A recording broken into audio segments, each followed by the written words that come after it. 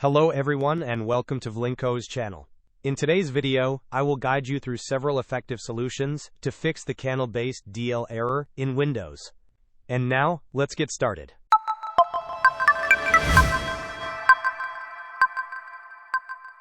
If you are encountering the Canelbase Dll error in Windows, you are in the right place. We will walk through some common resolutions.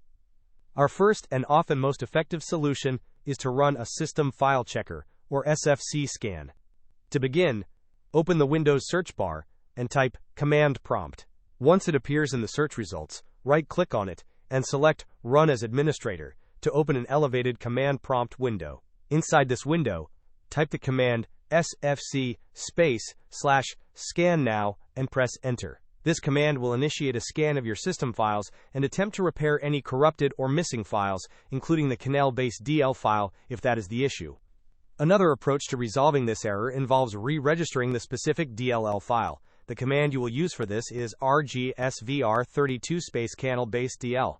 It is important to note that this command structure is similar for re-registering any DLL file. You simply need to replace Canelbased.dll with the name of the DLL file that is causing problems. After typing the command, press Enter. If the DLL file requires re-registration, the system will proceed to do so. In some instances, the file may already be registered correctly, which is what you might observe. Hope this was helpful.